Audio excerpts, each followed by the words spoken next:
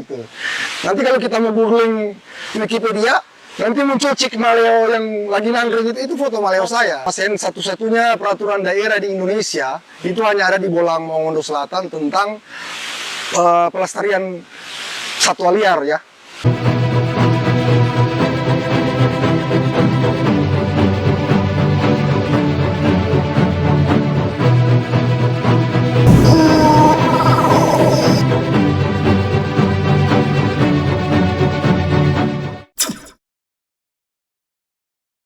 Assalamualaikum warahmatullahi wabarakatuh. Jumpa lagi dengan saya Hendra Dwi Purnama, masih dalam acara Bonawa Corner.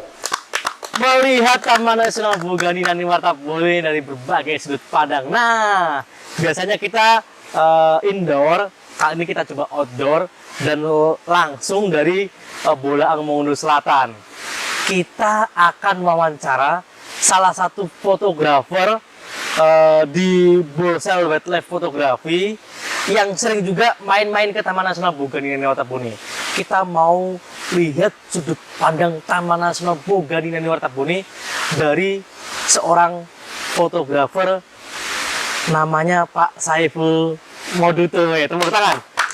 Selamat datang Pak di Bonawa Corner. Senang kali ini suasananya di alam, sejuk, biasanya di kantor. Ya. Kalau sebelumnya boleh lah kenalan dulu lah Pak Saiful ini, backgroundnya apa, kenapa sampai suka dunia fotografi. Baik, Assalamualaikum warahmatullahi wabarakatuh. Waalaikumsalam warahmatullahi wabarakatuh. Munawa, Sobat Maleo. Sobat Maleo. Sebelumnya terima kasih banyak ya Mas Hen. Hari ini saya bisa diundang ke sini. Sebuah kebanggaan sih buat saya bisa diajak podcast ke sini. Iya. Saya dihubungi oleh tim medianya Bonawa Corner itu 2 hari kemarin ya. Iya. Ya, katanya mau diajak podcast. Diajak podcast. Saya sendiri nggak percaya kok bisa saya yang diundang. Harusnya ada yang lebih kompeten lah. Nah, karena banyak melihat pergerakan Pak Saiful di media sosial ini. Baik, Mas En. Sebelumnya terima kasih banyak ya sudah bisa ajak saya ke sini. Di sini saya cuma bisa bercerita tentang my trip, my experience. My trip, my experience. Ya, cerita perjalanan saya. Karena saya background-nya bukan orang sains, saya nggak bisa bicara sains. Kalau mau bicara fotografi juga, saya masih memulai ya. Jadi merendah. Jadi bicaranya yang cerita perjalanan saja. Storytelling. Oh, boleh. Ya. Oke Mas En, sedikit cerita awal ketertarikan saya di fotografi satwa liar. Sebelumnya memang sih saya pegiat lingkungan ya. Pegiat lingkungan. Iya. Kalau boleh sebelum cerita ke situ, kalau profesi aslinya apa Pak Saiful? ASN. ASN. Tapi pegiat lingkungan juga. Ya. ASN di lingkup Sekretariat Pemda. Di Pemda Bolsel. Ya.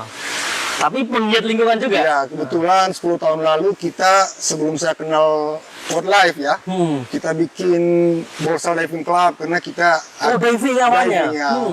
Lingkungannya lebih ke konsennya lebih ke laut ya. Pantai, mainnya ke pantai laut. Nah, 5 tahun terakhir ya, kalau nggak salah, kebetulan ada satu program dari pemerintah daerah Bolang Mongondo Selatan lewat kantor Bappelit Bangga. Itu mereka punya bikin kajian nilai konservasi tinggi. Kajian nilai konservasi tinggi ya, di Bolsel? Ya, High Conservation Fellow. Itu kerjasamanya sama Taman Nasional, ada dari KPHP Bolsel Boltim, terus ada Pemdanya sendiri, dan saya dari perwakilan komunitas pegiat lingkungan itu sendiri dari Bolsel Diving Club. Nah, ceritanya ya dari situ saya diajak. Kita kebetulan ada berapa kelompok gitu ya. Nah, saya sendiri ikut di kelompok yang ngambil datanya dari punggung bukit sampai ke karang, ridge trip istilahnya ya. Jadi kita ngambil sampel datanya dari bukit, dari pegunungan sampai ke mangrove. Ceritanya begitu. Nah, seiring itu saya kan backgroundnya bukan orang sains, cuma pegiat lingkungan saja. Saya lihat kayaknya seru juga nih masuk hutan, Masuk hutan, lihat satwa. sudah mulai Foto foto-foto. juga kebetulan di tim itu ada yang bawa kamera, saya bawa kamera. Tapi saya nggak konsen ke wildlife-nya ini, saya konsennya ke data-data ini. Wah seru juga kayaknya ambil foto-foto wildlife ini. Foto satwa, kita ketemu satwa ini di gunung-gunung di pinggiran hutan. Wah kayaknya seru. Nah, setelah jalan waktu, akhirnya saya mulai deh untuk menggeluti hobi yang satu ini. Berasal mula dari situ. Ya. Berawal mula dari situ. Ya, kira-kira 5 tahun yang lalu. 5 tahun yang lalu. Termasuk masih pemula lah di dunia. Masih pemula tapi sudah fotografi satwa sudah di dunia fotografi sudah banyak dikenal orang. Gitu. Dari situ, habis itu bagaimana kelanjutannya Pak? Aku langsung beli kamera saja, atau wah saya mulai hunting-hunting ini? Enggak, kebetulan kita tahu persis kan kalau untuk kamera wildlife fotografi itu kan mahal-mahal ya, gearnya mahal. Nah, saya pikir-pikir kalau saya mau nunggu kaya dulu, terus mau belajar foto, satunya keburu punah. Saya sudah punya alat, satunya nggak ada lagi. Iya. Masih banyak satwa. Kebetulan ada kamera warisan dari, kalau adik saya memang fotografer profesional lah, tapi dia konsennya ke genrenya ke underwater. Iya, dia punya kamera tua. Saya boleh juga ini manfaatin. Pinjam satelitnya teman. Saya pikir ini bisa juga buat belajar ya. Ya kalau saya nunggu punya gear sendiri dulu, nanti satuannya keburu punah, gimana? Ya, akhirnya saya mulai deh jalan-jalan ke pinggiran hutan awal-awal, nggak masuk ke hutan dulu. Pinggiran hutan dulu. Iya, pinggiran hutan. Lihat, wah ini kayaknya burung-burung. Iya, menantang, memacu adrenalin. Satwa liar itu kan, kalau mau dibilang sih, genre fotografi yang paling kurang peminat itu, karena istilahnya jalur sunyi. Istilahnya ini jalur sepi, karena iya, karena kan rata-rata orang orientasinya materi dulu kan. Jadi kalau kita mau orientasi materi dulu, kemudian kita mau lakukan dokumentasi satwa ini, satwanya keburu punah. Kita nggak cuma hitung-hitungan saya dapat berapa, saya dapat apa. Sementara kan satwa yang ada di tempat kita ini, saya pikir ya itu harus diarsipkan, harus didokumentasikan. Iya.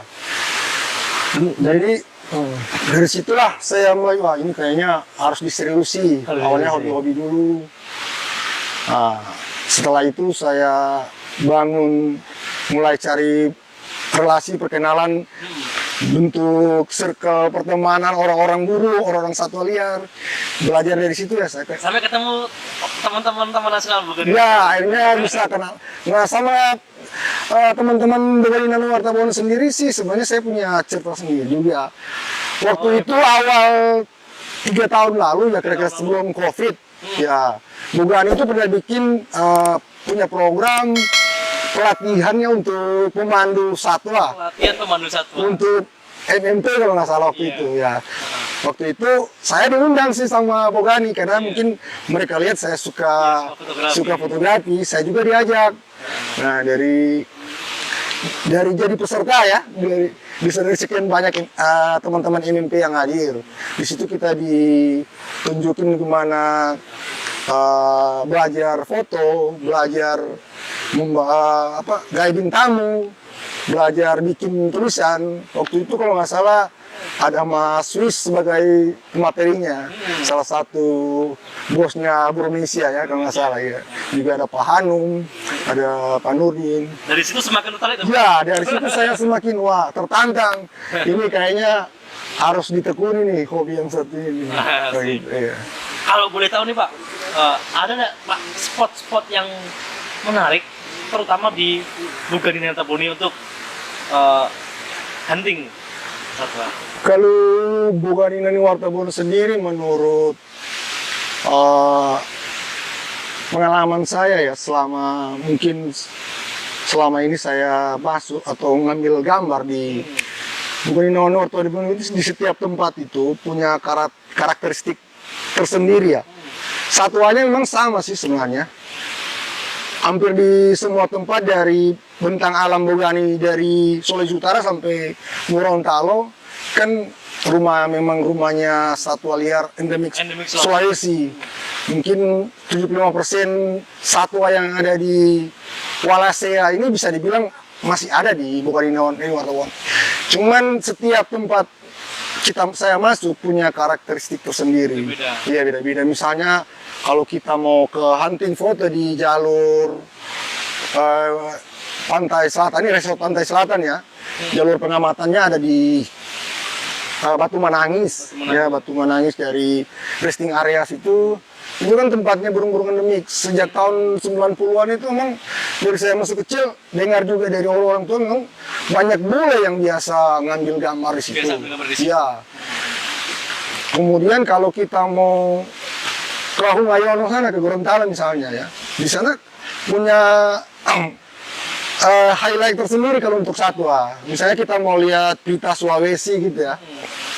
Di sana itu sangat mudah sekali kita mau, ya. Dibanding kita mau ke Batu Manangis misalnya kan, ke resort pantai selatan. Iya, di pantai selatan kita mau lihat pita harus jauh-jauh masuk ke dalam hutan dulu atau nunggu berapa lama dulu. Kalau di Hungayono kita mau lihat pita itu jalan aja sedikit udah ketemu pita Sulawesi. Nah itu kan memang rata-rata fotografer suka burung yang satu itu ya. Ya, kemudian kalau untuk karakteristik Taman Nasional yang ada di Resort Pinokaluman yang di Muara Pusian ya. Ya, ada Nesting Ground Muara Pusian itu. Ada Santuari Maleo. Santuari Muara Pusian itu kan kalau kita mau melihat maleo, fotografer mau ngambil gambar maleo di Muara Pusian itu paling nyaman sekali. Paling nyaman karena kita istilah fotografi itu kan eye level. Ya, kita bisa ngambil gambar eye level. Karena ada height-nya dekat sekali jarak objek sama itu. Kemudian kita bisa lihat atraksi burung maleonya lewat terbang dari pinggiran sungai, dia nangkring dulu di pohon, lihat ada predator di bawah atau enggak. Terus yang jantan turun, jadi kita bisa menyaksikan atraksi burung maleo. Jadi fotografer dimanjakan sih kalau untuk Muara Pusian, ya spesiesnya khusus maleo seperti itu. Ngomong-ngomong soal maleo nih Pak. Ya, oke. Maleo. Berarti beberapa kali foto maleo dan bagaimana sih Pak foto burung maleo nih? Mungkin buat maleo yang di sana belum tahu nih Pak. Foto burung maleo bagaimana sih Pak? Apakah ada perbedaan dengan foto burung-burung lain atau satwa-satwa lain atau bagaimana? Nah, burung maleo sendiri ya, termasuk kalau bisa kita analogikan burung ke logam mulia burung maleo ini seperti permata ya. Permata. Kalau kita analogikan logam mulia, ya permata di lantai hutan Bogani Nani Wartawoni, seperti itu kira-kira. Nah si maleo ini karena yang namanya barang mahal itu dia memang sih paling apa namanya ya, paling susah gampang. Kalau kita mau ngambil burung maleo itu kan burung jenius ya. Menurut saya, pengalaman saya, maleo itu burung paling jenius. Kita pakai apa ya namanya, dia sensitif sekali dengan bau. Apa namanya, kalau ada yang mengancam begitu dia responnya cepat sekali. Jadi kita mengambil gambar maleo itu ya gampang-gampang susah. Cuman karena di Taman Nasional Bogani itu sendiri maleo memang diperlakukan istimewa ya. Jadi memang kita di tiap-tiap tempat itu ya itu tadi gampang-gampang susah kalau kita mengambil maleo. Maleo sendiri ya, saya sedikit cerita Mas Hen, saya bukan apa ya. Saya cukup bangga lah. Saya mau foto maleo saya. Coba Mas Hen searching di Google. Oh iya, googling juga bisa ya, di Google. Di googling. Nanti muncul Wikipedia itu foto maleo saya yang muncul di Wikipedia. Sedikit ini ya. Artinya rasa syukur buat saya berarti foto maleo saya sudah diapresiasi lah untuk dunia sains atau dunia ilmu pengetahuan seperti itu. Nanti kalau kita mau googling Wikipedia, nanti muncul cik maleo yang lagi nangkring itu foto maleo saya. Cuman sayangnya di deskripsinya, karena saya waktu itu diminta cuma gambar foto saya, tidak diminta deskripsi. Jadi di deskripsi tetap Maleo Hungayono yang deskripsi gambarnya, tapi fotonya foto saya. Oh, ya, di mana itu, Pak? Foto Ngambilnya di sini. di Nesting Ground Batu Manangis. Cik Maleo. Nanti kalau bisa teman-teman googling, Iya. ya. Ada waktu sendiri nggak, Pak? Waktu tersendiri untuk bagusnya nanti burung maleo ini jam berapa sih? Ya Maleo sih kalau untuk masuk ke Taman Nasional itu kan sudah ada SOP-nya ya. Ada SOP. Jadi kita nggak bisa Sembarangan. ya sembarangan tiba akal langsung datang aja, nggak bisa. Karena Maleo itu kan perlakuannya istimewa kalau untuk Taman Nasional ya, khususnya bukan di Wartabone. Jadi mungkin waktu-waktu dia masuk datang ke tempat nesting ground itu jam 5 biasanya sih. Jam 5 range waktu antara jam 5 sampai jam 10 itu kan waktu dia masuk bertelurnya kan. Jadi biasanya saya datang setelah sholat subuh, saya sudah jalan. Kalau untuk akses yang paling bagus sih kalau menurut saya karena Batu Manangis dekat rumah saya, jadi saya bisa setelah subuh bisa ke sini langsung. Saya datang, Maleonya belum datang, saya sudah di situ. Biasanya sih begitu. Karena kita nggak bisa tiba-tiba datang mengganggu proses penelurannya seperti itu. Kemudian kalau untuk sore di antara jam 3 sampai jam 5 sore ya kita jadi sebelum jam 3 kita udah stay di hatchery atau di hide seperti itu. Jadi sebenarnya informasi aja buat sobat Maleo. Jadi Ya. di Bulsel ini ada 2 nesting ground Ya. yang dikelola. Ya. Yang salah satunya, dan itu semuanya dua-duanya yang dikelola itu di luar kawasan konservasi. Ada di Batu Menangis ini dikelola oleh kelompok masyarakat sendiri, dan ada juga di Tanjung Binerian. Tanjung Binerian. Ini di luar kawasan. Di luar kawasan. Tetap lestari karena didampingi juga oleh Taman Nasional untuk mengelola nesting. Ya, dan pemerintah daerah juga. Dan pemerintah daerah sangat mendukung karena beberapa kali ada event-event Ya. Maleo. Bagaimana boleh cerita Pak peran pemerintah Bulsel ini Ya. dalam melestarikan Maleo? Sejauh ini Mas Hen, kalau untuk pemerintah daerah Bulsel sangat konsen, sangat mendukung support sekali untuk pelestarian burung maleo yang ada di nesting ground Batu Manangis dan koridor Tanjung Binerian. Perlu diketahui ya Mas Hen, satu-satunya peraturan daerah di Indonesia itu hanya ada di Bolang Mongondo Selatan tentang pelestarian satwa liar ya. Itu perlindungan satwa liar yang ada itu perda satu-satunya di Indonesia lah, perda nomor 2 tahun 2018 kalau nggak salah. Jadi satu-satunya perda di Indonesia. Jadi konsen pemerintah daerah untuk pelestarian dan konservasi burung maleo ini sudah luar biasa sih. Dan Pemda sering mengadakan event-event Iya. di Hari Maleo. Ya, seperti itu. Setiap tahunnya ada Hari Maleo Internasional, Pemda itu selalu bikin kegiatan seperti Hari Maleo. Saya juga sebagai fotografer live selama ini didukung oleh pemerintah daerah juga melalui Dinas Pariwisata. Pemda Bulsel. Ya, Dinas Pariwisata saya bukan endorse juga namanya, tapi difasilitasi lah. Lensa ini saya difasilitasi sama Dinas Pariwisata. Jadi alhamdulillah pemerintah daerah Bulsel itu sangat support sih untuk yang namanya konservasi, yang namanya pelestarian satwa ya, seperti itu. Kembali ke dunia fotografi nih Pak. Oke. Ada foto yang menurut Pak Saiful, wah ini foto terbaik saya ini. Ada nggak Pak? Dan nanti kita tunjukkan ya di YouTube atau teman-teman bisa di medianya Pak Saiful. Ada Pak, satu foto yang Pak Saiful menarik. Alasannya apa? Kalau foto terbaik sih, maksudnya bukan juga yang terbaik sih kalau menurut orang. Menurut Pak Saiful sendiri. Oh, menurut saya sendiri ada satu foto Raja Udang Merah Sulawesi itu ya. Raja Udang Merah Iya. Sulawesi, Six Flags. Ya, Six Flags. Itu kemarin kan Hari Maleo sedunia yang dibikin di 1 November. November 2023 kan bikinnya di Ngayono. Ngayono. Itu Taman Nasional Bogani bikin lomba foto. Ya, kebetulan saya yang dapat juara satunya. Ya, bikinnya di sana. Nah, itu foto tadi Raja Udang Merah Sulawesi lagi makan kadal. Makan kadal. Iya. Oh, Itu saya fotonya. momen. Ya, momennya itu. Itu foto real life loh. Saya nggak direct. Di setting. Nggak bisa. di-direct. Karena foto itu real life itu bisa di direct. Kalau manusia boleh. Ya, jadi kalau kita foto model kan modelnya bisa kita Atur. suruh atur kiri, senyum, ngadap sana, ngadap sini. Kalau Nggak bisa di-direct. real life kan nggak bisa di direct kan. Jadi memang real life. Saya juga nggak konsep harus menaruh makanan kadal di situ kemudian dia datang makan. Enggak. Itu saya nemu foto itu memang benar-benar real life ya.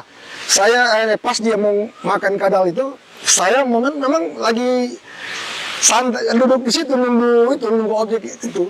Pas saya lihat, wah ini kebetulan ada Six Flags datang ya. Saya langsung ambil. Saya submit lah foto ini ke lomba foto ya Hari Malaya foto lomba fotografi satu layar yang dibuat sama Taman Nasional. Juara 1. Alhamdulillah juara 1. Mungkin menurut saya itulah yang foto terbaik. Foto terbaik. Ya menurut Nanti saya. tampilkan ya. Editor siapa? Nah, ngomong-ngomong tentang Taman Nasional Bogani Ngaltabone, Ya. pandangan Pak Saiful tentang Taman Nasional Bogani Ngaltabone, bagaimana? Taman Nasional Bogani Ngaltabone ya ini apa ya rumah bagi Rumah. satwa endemik Sulawesi Apa ini? yang tidak ada di Taman Nasional yang ada di Walisaya ini mungkin ada di Taman Nasional Taman Nasional Bogani Ngaltabone.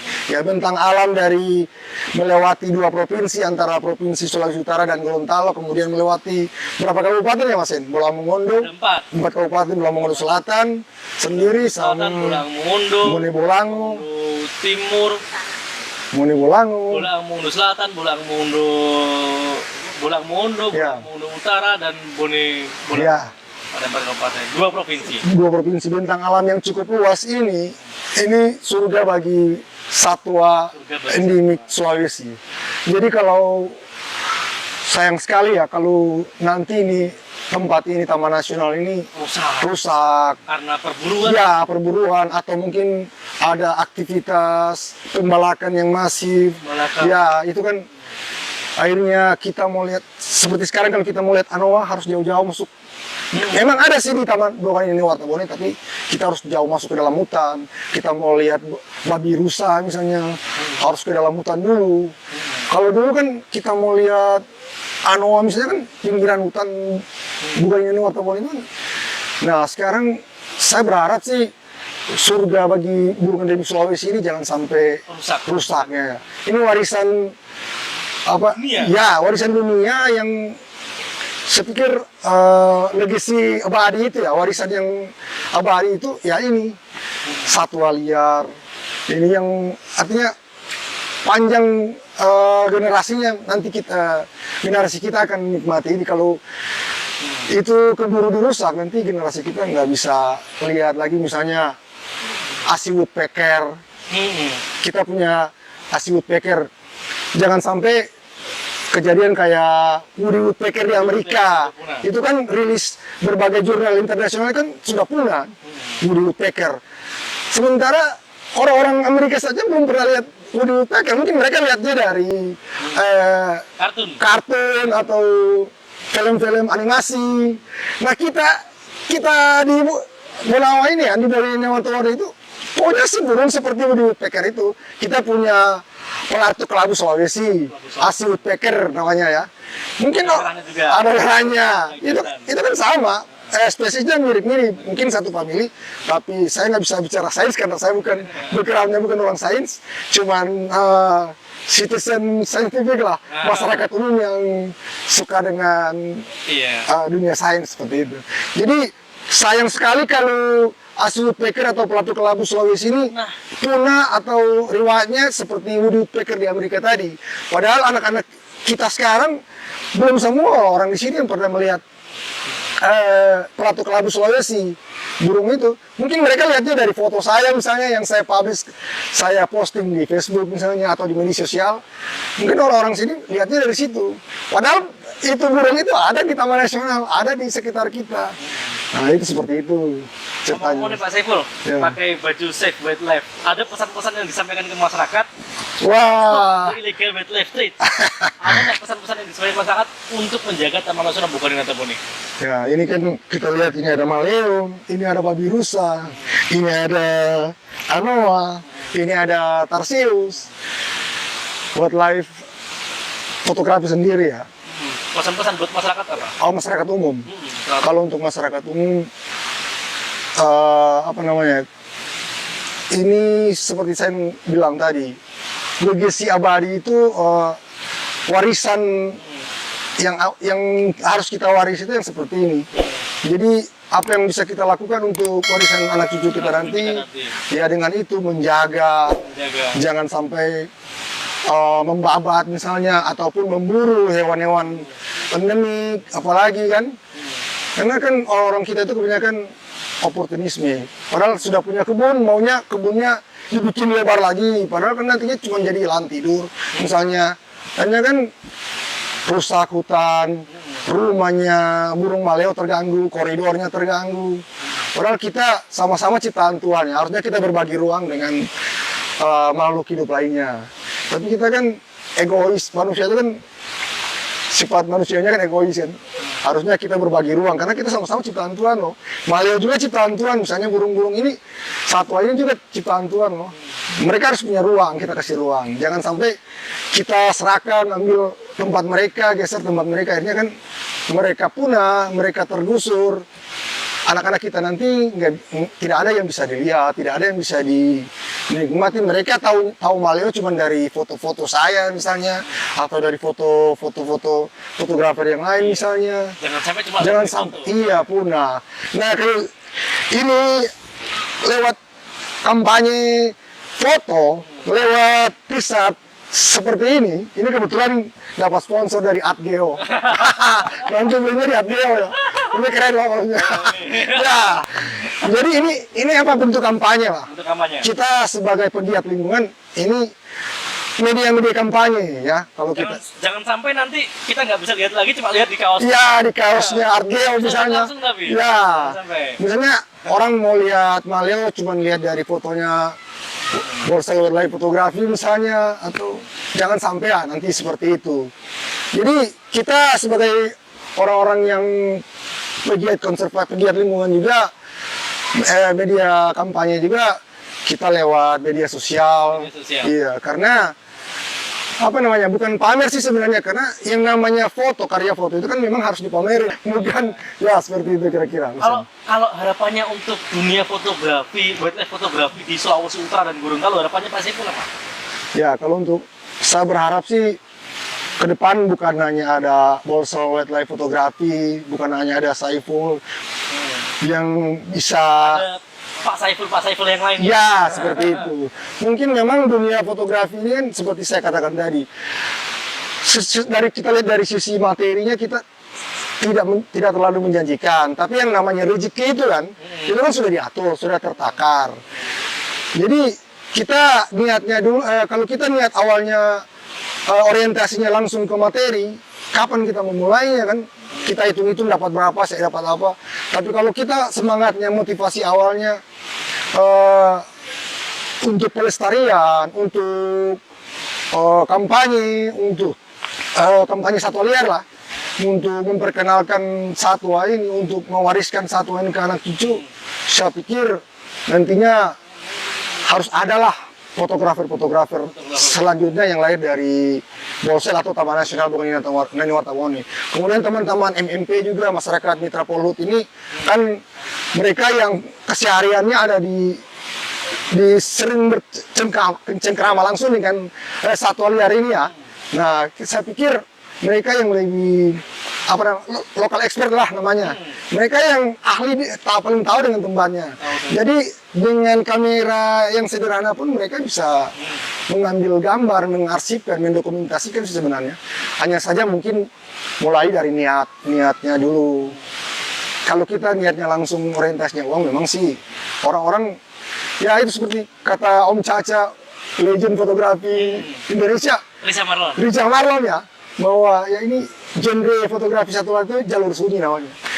Ya, genre yang itu tadi kurang peminat seperti itu. Kita harap ada Saiful Moduto yang lain Ya, di seperti itu. landscape Boganinani Wartabone. Wartabone. Dan daripada diambil satwa untuk diburu, mending cuma diambil gambarnya saja Ya, melalui fotografi. Saiful Moduto dari Bolsel Wildlife Photography. Terima kasih Pak. oke, Terima kasih banyak. sama-sama Mas Hen, sukses.